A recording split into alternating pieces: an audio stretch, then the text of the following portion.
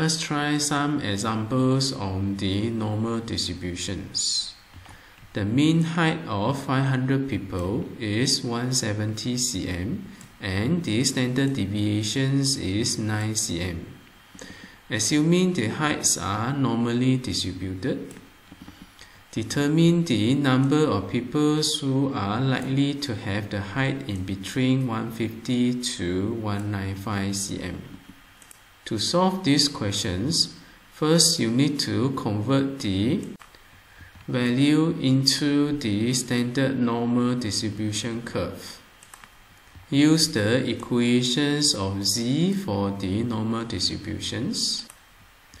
The mean is 170 cm and the standard deviations is 9 cm. We are interested in the range of 150 and 195. Substitute the respective value. You will obtain z1 and z2 equals to negative 2.22 and 2.78.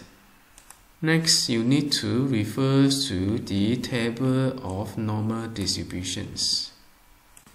This is a typical table for the standard normal distributions. You need to look at the schematic presentations here. From the diagram here, you know that the value obtained here represents the shaded area here. Now you are interested with negative 2.22 and 2.78. Negative 2.22 will be this value, 0.0132, and it is referring to this shaded area. That means 0.0132 is referring to the area here. Go to the table here, search for 2.78. which is equals to 0.0027.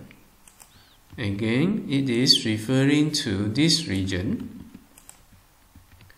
You know that the relationship here, it will be symmetrical.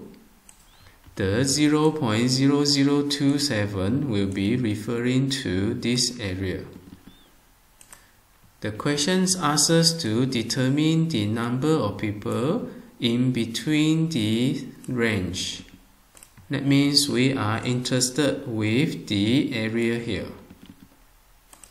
Knowing that the area below the curve is equals to 1.0, the shaded area here will be 1.0 minus 0.0132 minus 0.0027. You will get 0.9841. This value represents the probability of people having within the range here. To determine the number of people, you need to multiply the probability with the total number of people, and you obtain 492 peoples. Next, for the same question here, now you are interested with the peoples have the height less than 165. Use the equations of z here. You know that it is equals to negative 0.56. Go to the table of standard normal distribution curve. 0.5 is here,